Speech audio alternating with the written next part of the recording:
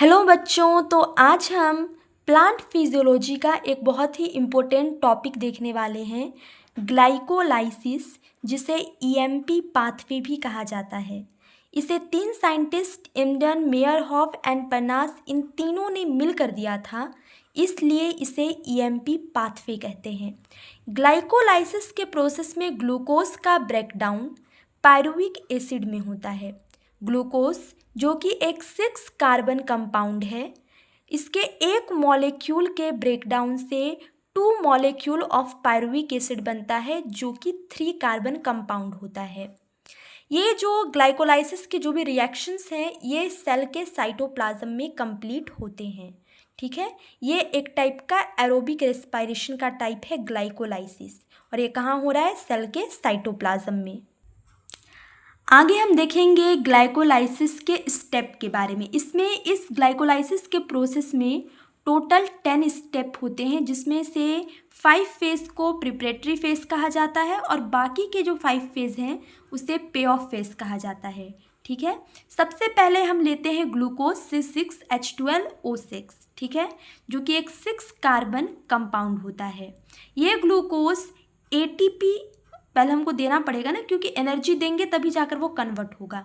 तो यहाँ पे एटीपी देते हैं, एनर्जी करेंसी, एडिनोसिन ट्राइफॉस्फेट, जो कि बनाता है एडीपी, एडिनोसिन डाइफॉस्फेट। और यहाँ पे एंजाइम यूज होता है हेक्सोकाइनेस। हेक्सोकाइनेस एंजाइम के प्रेजेंस में ग्लूकोज 6 फॉस्फेट बनाता है। ठीक है, यहाँ पे हेक्सो वर्ड यूज हुआ है क्योंकि ये 6 कार्बन कंपाउंड है, और यहाँ पे काइनेसिस हो रहा है, इस तरीके से इस एंजाइम का नाम हो जाएगा हेक्सोकाइनेस। अब ग्लूकोज 6 फॉस्फेट फ्रक्टोज 6 फॉस्फेट बनाता है। यहाँ पे आइसोमरेज एंजाइम का यूज़ किया गया है, फॉस्फोहेक्सो आइसोमरेज। फॉस्फो क्योंकि यहाँ पे फॉस्फेट बना है, तो फॉस्फोहेक्सो क्योंकि यहाँ पे 6 कार्बन वाले कंपाउंड है, और आइसोमरेज क्योंकि ग्लूकोज का आइसोमराइजेशन हो रहा है फ्रक्टोज में। इस तरीके से फॉस्फोहेक्सो आइसोमरेज बनता है। अब फ्रक्टोज 6 फॉस्फेट जो है, ये फ्रक्टोज 1,6 डाइफॉस्फेट बनाता है। पहले हमको फिर से एटीपी देना पड़ता है और एटीपी से एडीपी बनता है, एडिनोसिन डाइफॉस्फेट। अब हमारा बन गया 1,6 डाइफॉस्फेट, फ्रक्टोज 1,6 डाइफॉस्फेट। अब ये जो फ्रक्टोज 1,6 डाइफॉस्फेट है, ये अभी तक क्या चल रहा था?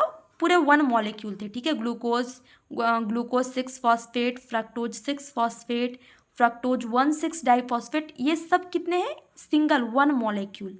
लेकिन अब फ्रक्टोज 1,6 से 2 मॉलिक्यूल्स बनेंगे।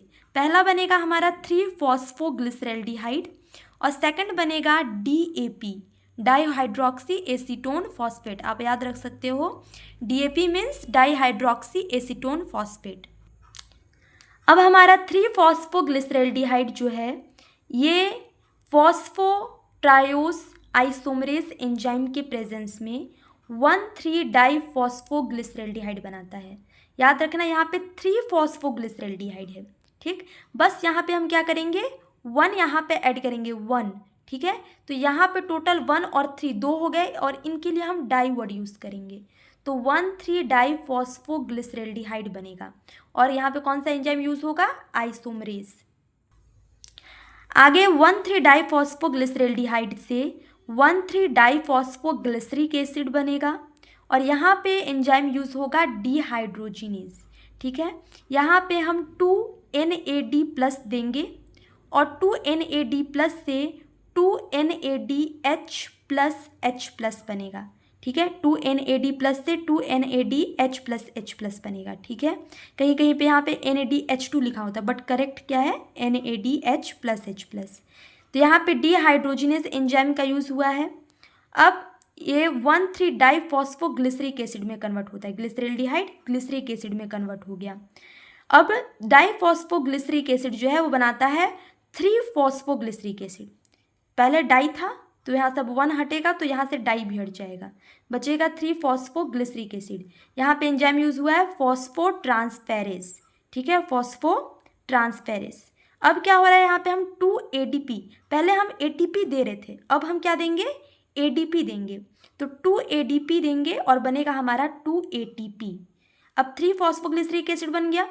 अब 3-फॉस्फोग्लिसरिक एसिड जो है आगे कन्वर्ट होता है और बनाता है 2-फॉस्फोग्लिसरिक एसिड, 2-फॉस्फोग्लिसरिक एसिड। तो इस समय जो एंजाइम यूज होता है उसका नाम है फॉस्फोग्लिसरोम्यूटेज। म्यूटेज के प्रेजेंस में हमारा 3-फॉस्फोग्लिसरिक एसिड 2-फॉस्फोग्लिसरिक एसिड बनाता है। अब 2-फॉस्फोग्लिसरिक एसिड जो है वो इनोलेज एंजाइम के प्रेजेंस में, यहाँ पे वाटर मॉलिक्यूल बाहर निकल रहे हैं, टोटल 2 वाटर मॉलिक्यूल जो है वो बाहर निकल रहे हैं, और यहाँ हमारा 2-फॉस्फोग्लिसरिक एसिड से 2-फॉस्फोइनोल पायरुविक एसिड बन रहा है, 2-फॉस्फोइनोल पायरुविक एसिड। अब जो इनोल पायरुविक एसिड है वो कन्वर्ट होगा हमारा पायरुविक एसिड में, और यहाँ पे जो एंजाइम यूज होगा वो है पायरुवेट काइनेज।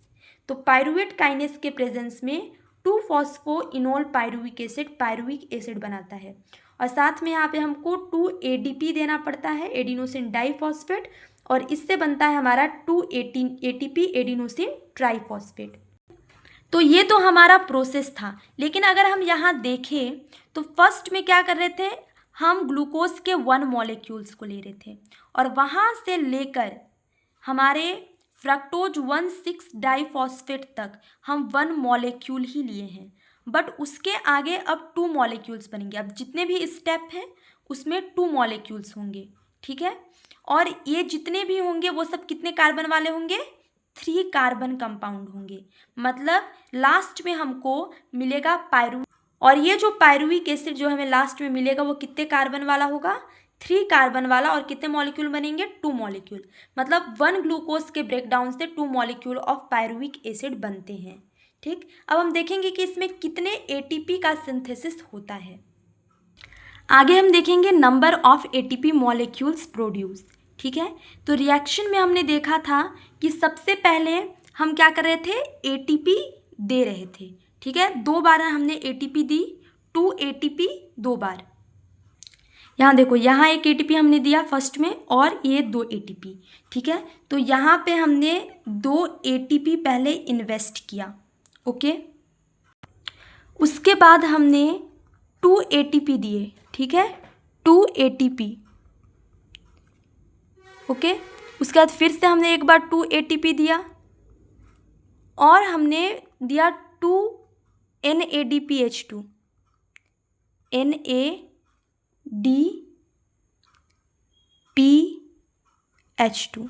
ठीक है, ये सब हमने क्या किए, एक तरीके से, सॉरी, यहाँ पे ADP दिया हमने। ठीक है, 2 ADP से 2 ATP बना, फिर हमारे 2 ADP से 2 ATP बना, और 2 NAD प्लस से 2 NADPH2 बना। ठीक है, तो ये तो हमारे 4 ATP यहाँ हो गए, और जो एक NADPH2 होता है वो 3 ATP के बराबर होता है।